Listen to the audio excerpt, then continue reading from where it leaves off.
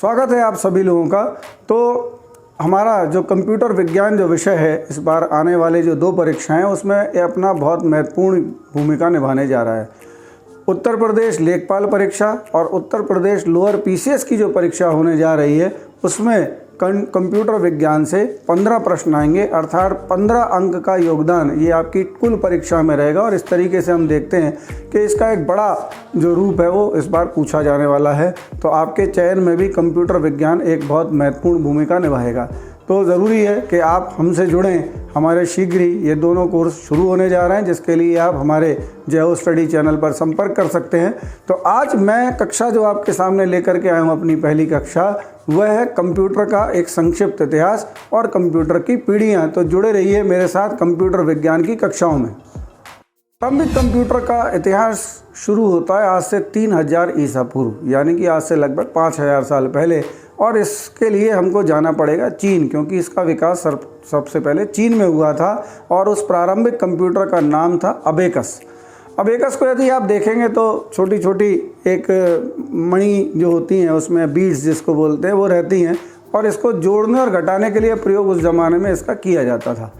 के बाद 1617 में नेपियर्स बोन्स आई, जिसका आविष्कार किया था जॉन नेपियर ने, और ये गुणा और भाग का काम करती थी।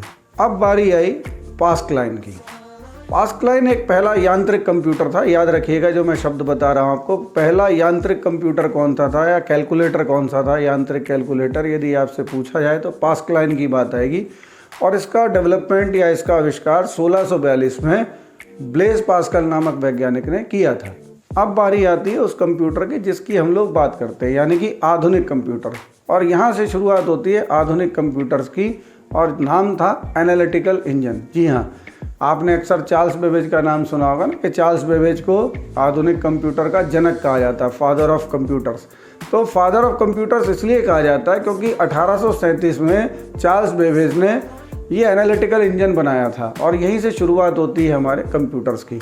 और यहीं से अब हम पढ़ेंगे कंप्यूटर्स की पीढ़ी के बारे में। लेकिन शुरू करते हैं हम कंप्यूटर की पीढ़ियों के बारे में। दरअसल कंप्यूटर की पीढ़ियाँ वो हैं जहाँ निरंतर तकनीकी टेक्नोलॉजिकल चेंजेस से और ज़्यादा कुशल एफिशिएंट कंप्यूटर्स बनते गए, और आज हम उस जगह पर आकर के पहुँचे हैं जहाँ हमारे बिल्कुल द्रुततम आधुनिकतम सारे कंप्यूटर जो आज हमारे पास उपलब्ध हैं। तो जानते हैं पहली पीढ़ी के कंप्यूटर्स किस प्रकार से थे। शुरुआत होती है 1940 और ये दौर चला 1956 तक। ध्यान रखिएगा, डेट भी पूछ लेंगे कि पहली जनरेशन के जो कंप्यूटर्स थे वो किस दौर में रहे। तो ध्यान रखिएगा 1940 से 1956 इनका दौर था। और ये बेसिकली वैक्यूम ट्यूब्स के आधार पर बने थे, जो एक प्रकार का ट्रायोड था। और अगर जिन्होंने फिजिक्स पढ़ी है तो उनको मैं थोड़ा सा बताना भी चाहूँगा कि ट्रायोड वाल्व जो होता है इसमें तापायनिक उत्सर्जन पर आधारित, मतलब एक हिस्सा होता है जिसको गर्म करते हैं मेटल के, उसमें से इलेक्ट्रॉन्स निकलते हैं और सर्किट पूरा होता है।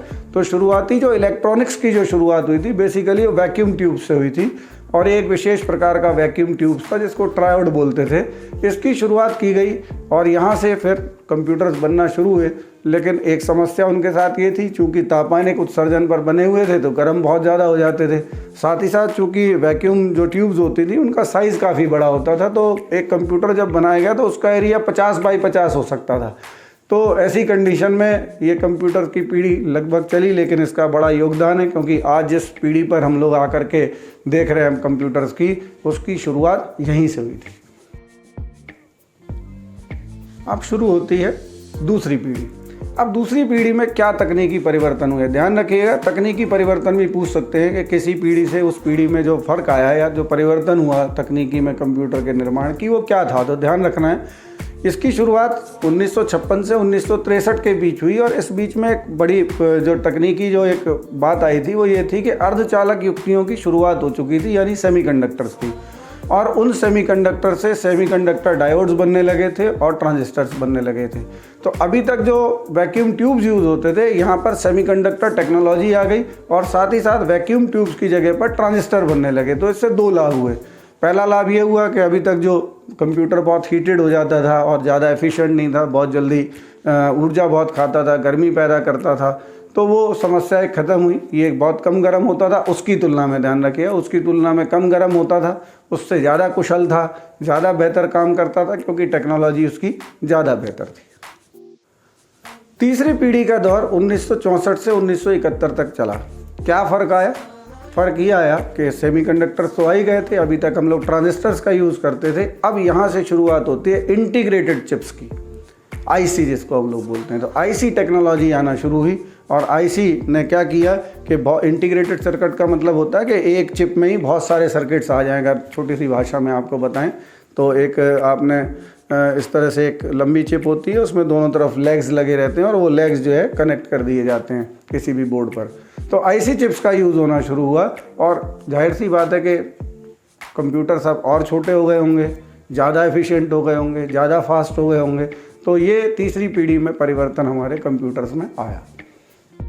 चौथी पीढ़ी जो चल रही है वो 1971 के बाद से शुरू हुई और आज तक चल रही है। वर्तमान में जब आप पीसी यूज़ करते हो, पर्सनल कंप्यूटर, चाहे वो डेस्कटॉप हो, चाहे वो आपका लैपटॉप हो, इनको जब भी आप यूज़ करते हो, अपने फ़ोन्स में जो आपके लगे हुए हैं उनको जब भी यूज़ करते हो तो आप याद रखिएगा यही टेक्नोलॉजी यूज़ होती है। अगला टेक्नोलॉजिकल जो शिफ्ट था, जो बदलाव था, वो क्या था? आईसी से अब जो शिफ्टिंग हुई टेक्नोलॉजी की वो थी माइक्रो प्रोसेसर। याद रखते जाइएगा। अब माइक्रो प्रोसेसर भी एक सेमीकंडक्टर डिवाइस ही होता है, लेकिन उसमें एक ही चिप में करोड़ों सर्किट्स होते हैं। तो बहुत ज़्यादा फास्ट होता है, कैलकुलेशंस फास्ट होती हैं, गर्म कम होता है, एफिशिएंट ज़्यादा होता है, जगह भी कम देखता है। तो धीरे धीरे इसी की टेक्नोलॉजी बढ़ाई गई। तो माइक्रो प्रोसेसर 1 से 2, तो डुओ कोर टेक्नोलॉजी आई, 4 लगाए तो क्वाड कोर टेक्नोलॉजी आई, आजकल ऑक्टा कोर भी आ रहे हैं। तो ये सारे सिमिलर जनरेशन में चलते चले जा रहे हैं। अब आखिरी पीढ़ी यानी 5वीं पीढ़ी जो आज चल रही है और भविष्य तक जाएगी, इसकी शुरुआत हो चुकी है और आगे जाएगा। लंबे समय से डेवलपमेंट शुरू हो चुका था और इस प्रक्रिया में एक बहुत बड़ा बदलाव कंप्यूटिंग के फील्ड में हुआ, क्योंकि यहाँ पर जो बेस बना टेक्नोलॉजिकल जो शिफ्ट है वो है कि जो मशीन है या कंप्यूटर है वो खुद सीख सकता है, सोच सकता है, समझ सकता है। तो ये सारी चीज़ें जो डेवलप हुई है वो इसी के माध्यम से हुई है। जैसा आज आप लोग सुन रहे हैं कि आर्टिफिशियल इंटेलिजेंस का युग है, वो दरअसल वही युग है। तो एक कॉमन चीज़ जो आप यूज़ करते हैं, जो आर्टिफिशियल इंटेलिजेंट है, वो आपका एक वॉइस असिस्टेंट होता है। और इसके अलावा आने वाले समय में रोबोटिक्स का जो तकनीक जो आएगी, रोबोट्स वगैरह बनेंगे, उसमें भी ये 5वीं पीढ़ी के कंप्यूटर जो हैं वो आएंगे। अब यहाँ से कई सारे क्वेश्चंस पूछे जा सकते हैं। चलते चलते मैं एक क्वेश्चन आपसे पूछ करके जा रहा हूँ, इसके बाद हमारे वीडियो को लाइक सब्सक्राइब कर दीजिएगा। वो क्वेश्चन है कि दुनिया की पहली प्रोग्रामर या दुनिया का पहला प्रोग्रामर किसे माना जाता है?